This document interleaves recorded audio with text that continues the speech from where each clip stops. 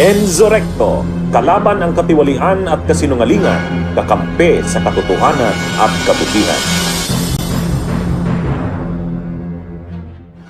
Heto mga kabunyog, isang mainit na balita ang ating tatalakayin ngayon.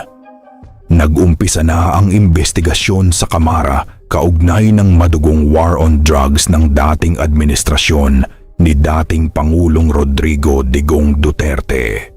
Sa pagdinig na ito, tinanong mismo ng mga kongresista ang kinatawan ng Commission on Human Rights, CHR, kung bakit hanggang ngayon hindi pa rin kumpleto ang mga record at ebidensya ng mga extrajudicial killings, EJKs, na naganap noong kasagsagan ng drug war. At dito mga kabunyog, isang nakakabahalang revelasyon ang lumabas. Aminado ang CHR na nahihirapan silang makuha ang buong datos at dokumento dahil hanggang ngayon, marami pa ring mga istasyon ng pulis ang tumangging magbigay ng mga mahahalagang ulat at ebidensya. Ibig sabihin, may mga impormasyon na itinatago pa rin. Sa kabila ng ilang taong lumipas, tila may malalim na dahilan kung bakit ayaw ibigay ng ilang opisyal ang kumpletong record ng mga operasyon na nagdulot ng libo-libong pagkamatay. Dahil dito, nagbabala si Congressman Chil Diokno sa mga opisyal ng PNP na patuloy na tumatanggi na ibigay ang mga dokumento. Mariin niyang sinabi na kung sino man ang mapapatunayang nagkukubli ng mga ulat sa kabila ng direktiba ng Kongreso na isumite ang lahat ng record, maaari silang ipatawag at i-contempt ng Kamara. Grabe mga kabunyog, ilang taon na ang nakalipas mula nang magsimula ang war on drugs, ngunit hanggang ngayon, maraming tanong ang hindi pa rin nasasagot. Bakit ayaw ibigay ang mga ulat? Ano ba ang itinatago ng ilang police stations? At gaano kalalim ang mga impormasyon na pilit nilang nililihim sa publiko? Makikita rito na mas tumitindi ang tensyon sa pagitan ng Kamara, CHR, at ilang opisyal ng PNP. Habang lumalalim ang investigasyon, mas lalo ring lumalabas ang mga butas at posibleng pananagutan ng mga sangkot sa madugong kampanya kontra droga. Kaya mga kabunyog, tutok lang dahil ipapakita namin sa inyo ang pinakamainit na bahagi ng pagdinig kung saan tinanong mismo ni Kong. Chil Diokno ang head ng CHR tungkol sa kawalan ng mga record at kung ano ang dapat gawin para makuha ang katotohanan.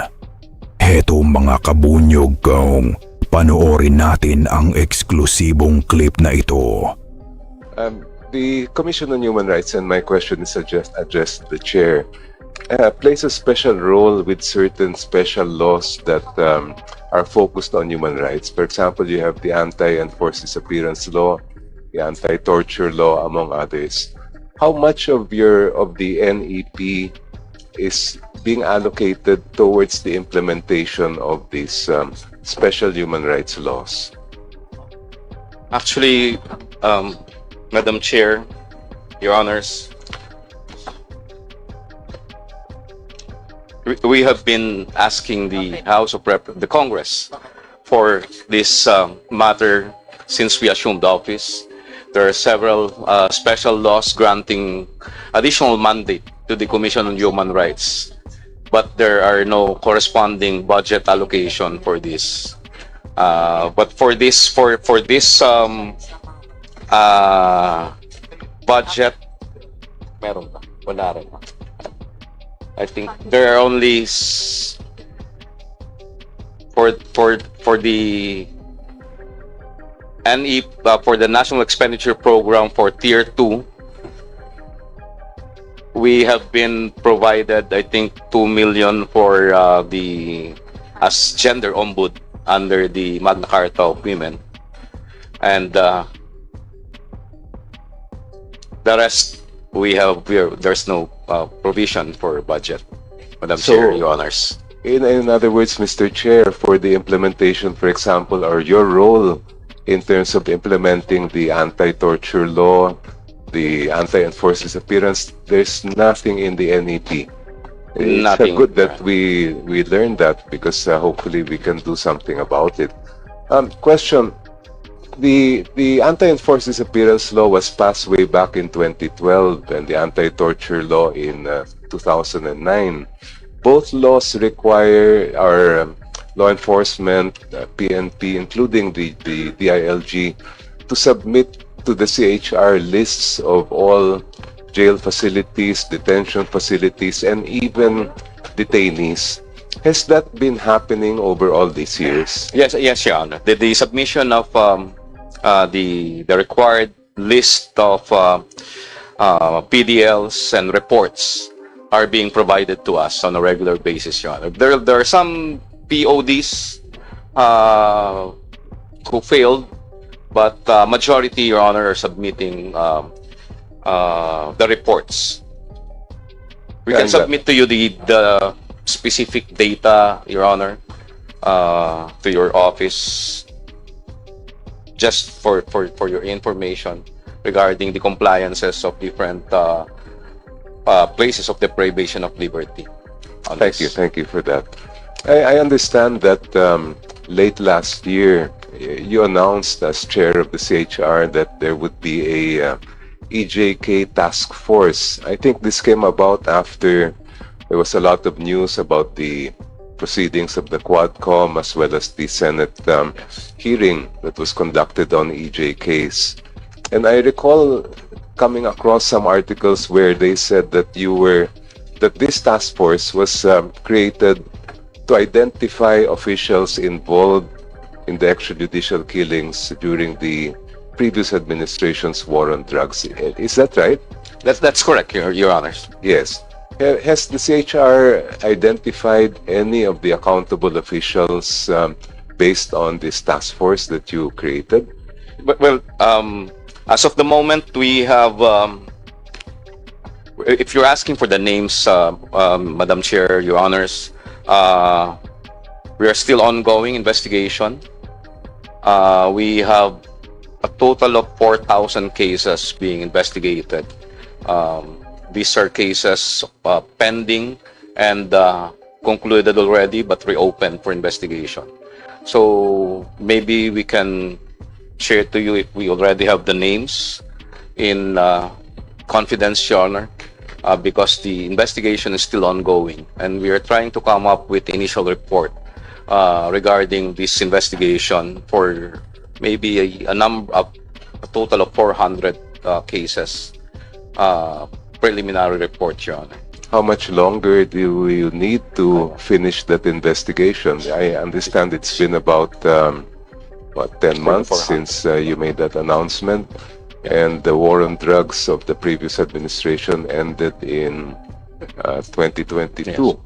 So we have an internal deadline, Your Honors, for the initial 400 or so cases, which is set on in November this year. But we are still continuing with the other cases pending investigation. But my question is, how long do you think it will take for you to finish that investigation? It depends, Your Honor, on the availability of evidence. So we have been attending hearings in different fora, and our concern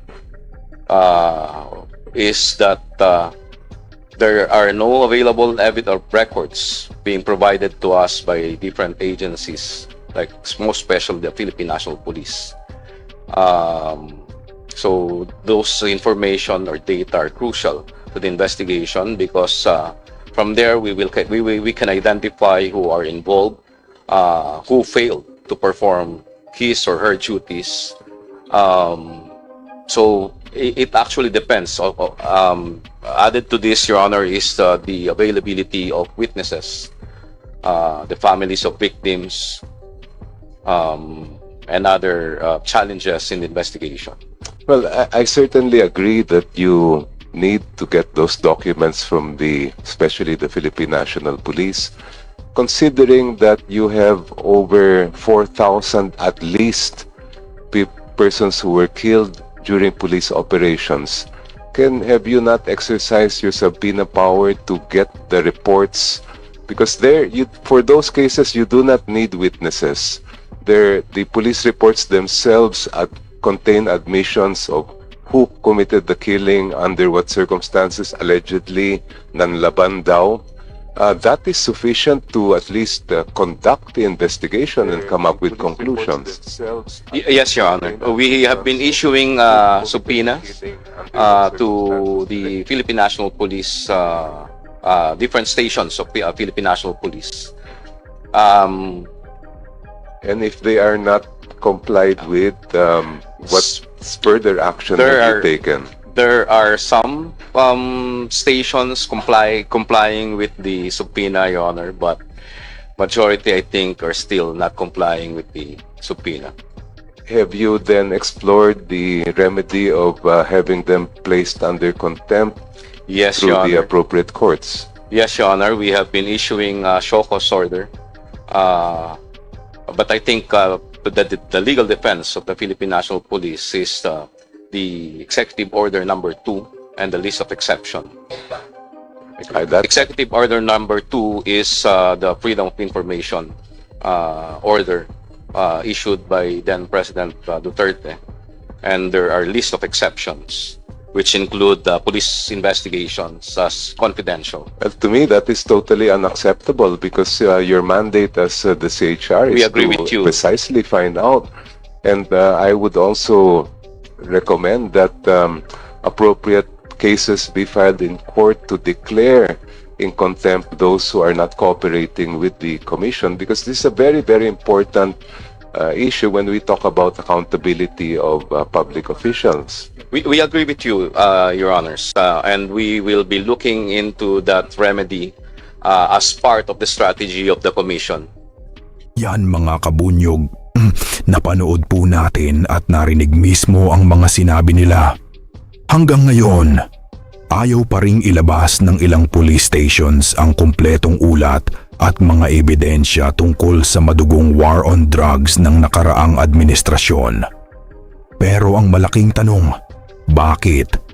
Ayon sa ilang analyst at source, posible raw na may mga matataas na opisyal ng PNP at gobyerno noon na masasagasaan kapag nailabas ang lahat ng record.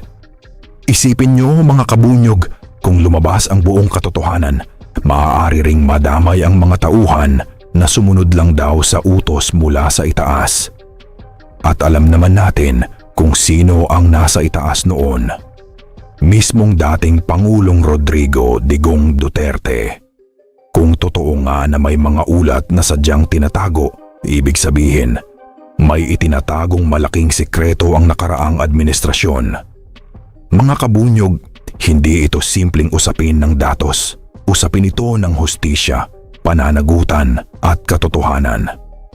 Ngayon, habang patuloy na lumalalim ang investigasyon sa Kamara, mas lumilinaw na may mga bagay na pilit nilang ikinukubli para protektahan ang mga makapangyarihang sangkot.